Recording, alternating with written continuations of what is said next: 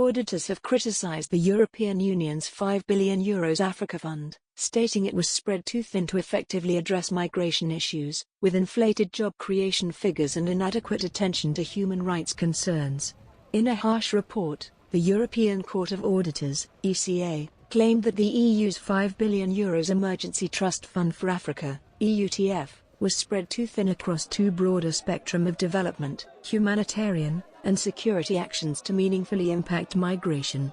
Established in 2015 during the refugee crisis, the fund aimed to combat the underlying causes of instability, irregular migration, and displacement in Africa. However, a year before its expiration, auditors argued that it didn't sufficiently focus on key priorities to tackle the root causes of migration. Objectives and priorities were kept as broad as possible, so that almost any action could qualify for funding. Some projects appeared tangential to migration, such as the renovation of a Roman theatre in Libya or funding a radio station in the Sahel, the report noted. In major findings, auditors stated that the allocation wasn't based on migration-specific indicators like the number of irregular migrants entering the EU, job creation claims were inflated, and human rights risks were inadequately addressed. Additionally, increased revenue in some cases risked fueling further migration instead of curbing it. Substantial revenue growth may not automatically lead to greater resilience against irregular migration but could instead activate dormant plans for migration, given the high costs and the perception of migration as the main path to success and a better future, the report explained. Bettina Jacobsen, the ESA member overseeing the audit, remarked that while the UTF kept migration prominent in development and political discourse, the fund's focus remained too broad despite similar findings from the 2018 audit. Launched amid the Syrian war and the refugee crisis, experts believe the EUTF was too expansive in scope and applied inconsistently.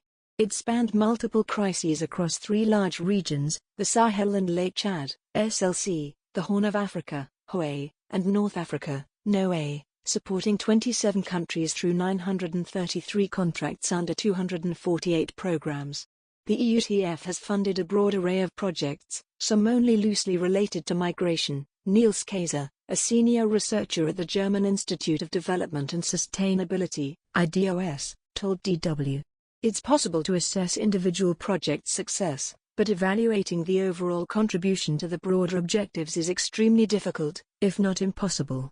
Funding was divided among four main areas: 17% toward economic and job creation efforts, 28% to building community resilience, 31% to improved migration management, and 22% to governance and conflict prevention. However, the report noted, there's no clear guidance on which of these areas should take precedence.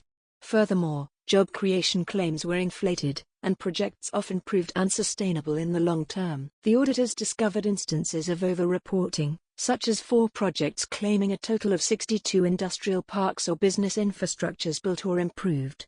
However, the auditors were unable to verify the existence of almost half of the reported facilities.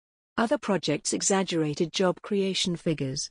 Kaiser noted that an earlier evaluation found that the EUTF made only modest contributions to fostering alternative livelihoods. It's also been difficult to determine to what extent these modest efforts impacted reducing irregular migration. In Ethiopia, a project aimed at reducing irregular migration by increasing employment decreased the unemployment rate in 5 migration-prone areas by only 0.32%, achieving just 3.61% of its target, the report revealed. Kaiser highlighted the fund's controversy, particularly regarding some EU member states' emphasis on projects to harden borders by funding third-country law enforcement. Critics raised concerns about the securitization of EU development aid as early as 2017. In light of the heightened human rights risks in Libya, the report noted that the EU implemented groundbreaking third-party human rights monitoring. However, the Commission lacked formal protocols for documenting, reporting, and responding to human rights violations related to EU-funded projects. There is no system in place to demonstrate that these allegations were properly investigated and factored into decisions on whether to continue or suspend funding, the auditors remarked. They added that they were not allowed access to detention centers financed with EU money, although human rights monitors reported no improvement in detainees' treatment. The Commission provided us with examples of scenarios they believed would warrant suspending activities in Libya, Jacobsen told DW. While we identified clear evidence that such a scenario occurred, the Commission hadn't suspended any EUTF-funded activities in Libya. There were additional issues. For instance, Libya still lacks an operational maritime rescue coordination center, despite UTF-provided equipment being delivered in December 2021.